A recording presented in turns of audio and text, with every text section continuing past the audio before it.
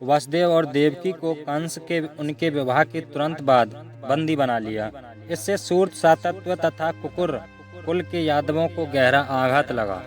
अंधक कुल के यादव भी, जो राजा उग्रसेन को अपना अगुआ मानते थे, कंस के इस अमानुषी व्यवहार से क्षुब्ध हो गए।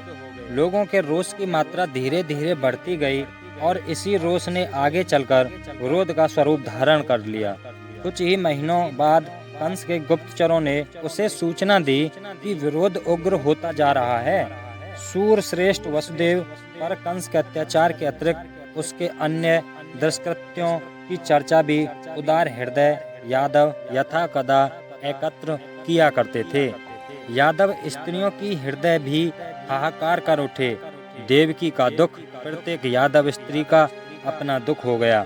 उनमें से प्रत्येक को यह भय था कि पता नहीं कंस आगे चलकर क्या करेगा। वह किसी को भी ऐसी दुर्दशा कर सकता था या इससे भी बुरी।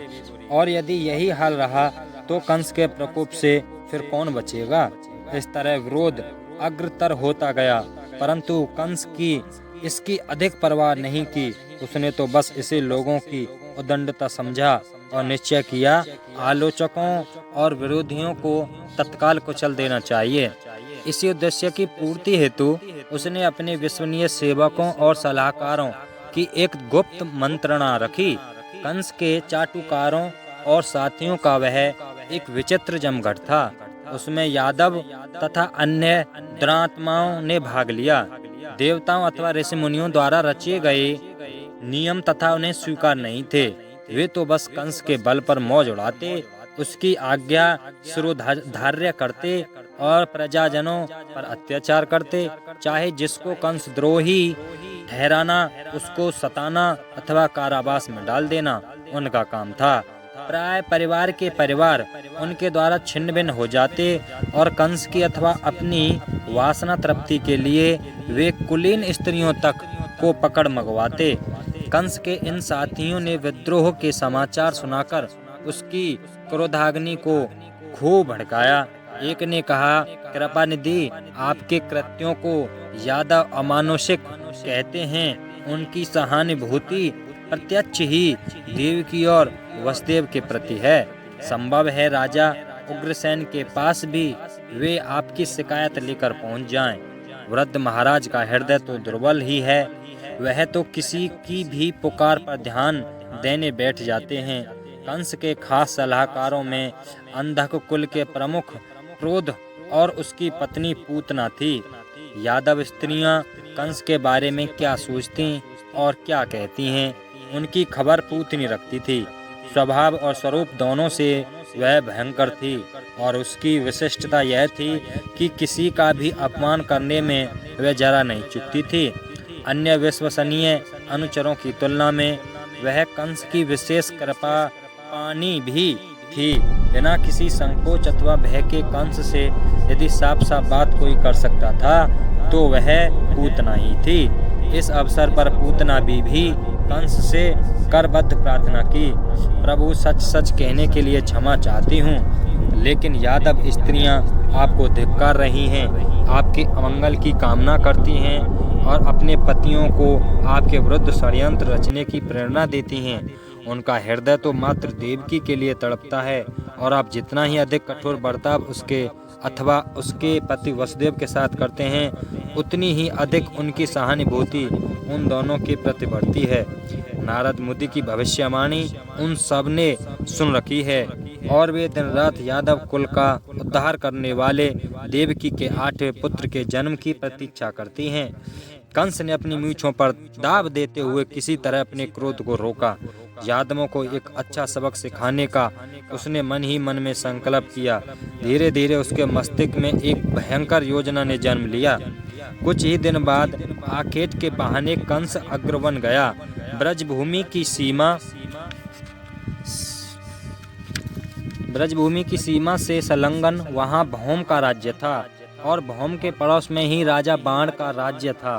अपने विद्यार्थी जीवन में कंस ने इन्हीं दोनों सहपाठियों के साथ गालव ऋषि के आश्रम में कुछ दिन बिताए थे। तीनों ही उपद्रवी और उदंडित थे। आश्रमवासी इनके सदा त्रस्त रहते। अंत में तंग आकर गालव ऋषि को राजा उग्रसेन से कंस को वहां से हटा लेने की विनती करनी पड़ी। तभी से कंस अपरिग्रही शब्द ब्रह्म के उपासक ब्राह्मणों का शत्रु बन बैठा था। कंस भौम और बाण की मैत्री वयस्क होने पर भी बनी रही। भौम और बाण प्रगल्भ और कटपरान्य कंस को अपना अग्रज और आदरणीय मानते थे। वे लोग इसी प्रतीक्षा में थे कि यादवों का प्रमुख बनकर कंस कब तक युद्ध करता है, ताकि उसी बीच वे भी अपना अपना क्षुद्र राज्य किसी तरह विस्तारणीय कर लें। भौम का अतिथि बनकर कंस जब उसके यहाँ ठहरा तो बाण भी वहां आ पहुँचे। तीनों ने वहां मंत्रणा की कि जो भी यादव कंस का विरोध करने का दुस्साहस करते हैं उन सबको कुचल देना चाहिए। राजा उग्रसेन इन उपद्रवियों को किसी प्रकार का प्रोत्साहन ना दें, इसकी भी व्यवस्था करनी होगी। राजा उग्रसेन स्वभाव से दयालु थे और परंपरानुसार प्रजा को पुत्रवत समझते थे। कंस को यह बात पसंद न थी, इसलिए वह अपने पिता के प्रति द्वेष भाव रखता था। अपने मित्रों से उसने कहा, इस बुढ़े को तो मेरी शिकायतें सुनना अच्छा लगता है। जब भी लोग मेरे विरुद्ध आरोप लिए पहुंचते हैं तो वह उन पर ध्यान देने बैठ जाते हैं, पर मेरे कामों में बाधा देने से वह कभी नहीं चूकते। भौम के यहाँ से कंस जब लौटा तो उसने दृढ़ निश्चय किया कि वह केवल उन्हीं लोगों को मथुरा में बसने देगा जो उसका समर्थन करेंगे।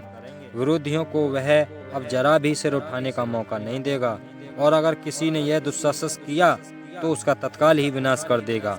इसके सिवा और कोई चारा नहीं। यादव संघ का नेतृत्व तो यूं भी उत्तराधिकार में प्राप्त होता, किंतु परंपरा और स्वभाव से ही स्वतंत्रता और शांति प्रिय यादवों पर एकाधिकार प्राप्त करने की चेष्टा करने वाला कंस कभी उनका विश्वास समाज नहीं बन सकता था। इसी कारण वह अब तक उतनी सत्ता प्राप्त नहीं कर सकता था जितनी उसे चाहिए थी, और यही बात कंस को कचोटती रहती कि राजा बनने पर भी वह अपने पिता की तरह नाम मात्र का शासक होगा। असली सत्ता तो संघ के हाथ में रहेगी।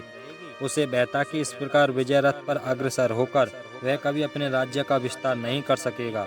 यदि उसे सर्व सत्ताधीश होना है तो अभी से व्यूह रचना करनी होगी। अपने देह की पूर्ति के लिए कंस को शक्तिशाली मित्रों की आवश्यकता थी, इसलिए उसे जब तक ऐसे मित्र ना मिलें सावधानी से धैर्यपूर्वक प्रतीक्षा करना ही उसने उचित समझा। उन दिनों मगधराज जरासंध ही आर्यावर्त में सबसे शक्तिशाली और प्रतापी राजा था। वह स्वयं एक प्रचंड योद्धा था और उसकी सेनाओं ने अनेक राजाओं का मान मर्दन किया था। अपने साम्राज्य का विस्तार भी उसने खूब किया था और कुछ ही वर्षों में उसका चक्रवर्ती पद प्राप्त करना भी प्राय असंदिग्ध था। कंस की दृष्टि में जरासंध परमवीर था। उसके चरण चिन्हों पर चलने की उसकी बड़ी साध थी। उसने सोचा कि यदि जरासंध किसी प्रकार अपनी पुत्री का विवाह मुझसे करने को राजी हो जाएं, तो परस्पर सहायता कर हम एक दूसरे का बड़ा हित कर सकते हैं। वे यादवों पर एकाधिकार प्राप्त करने में मेरे सहायक हो सकते हैं और उन्हें चक्रवर्ती सम्राट बनने में मैं मदद कर सकता हूँ।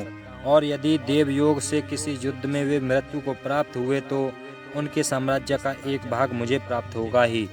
कंस ने अपने इस विचार के कार्य रूप में परिणत करने की शीघ्र व्यवस्था की। राजा बाण जरासंध का रिश्ते में भाई लगता था। जरासंध की पुत्री का हाथ अपने लिए मांगने कंस ने उसे गिरिव्रज भेजा और भाग्य की बात की उसे वहां आशीतीत सफलता मिली। जरासंध इस संबंध के लिए राजी हो गया और कुछ ही महीनों बाद मगधराज की 2 कन्याओं अस्ति और प्राप्ति के साथ कंस का विवाह हो गया। विवाहोपरांत जब वे मथुरा रहने आईं तो अपने साथ मगध से योद्धाओं का एक छोटा सा दल भी लेती आईं। इन शक्तिशाली और भयंकर योद्धाओं का उपयोग कंस अपनी प्रजा को दबाने और यादवों के विरोध को कुचलने में करने लगा। इस प्रकार अपनी महत्वाकांक्षा को पूरा करने के लिए उसने युद्ध की प्राथमिक तैयारियां प्रारंभ कर दी।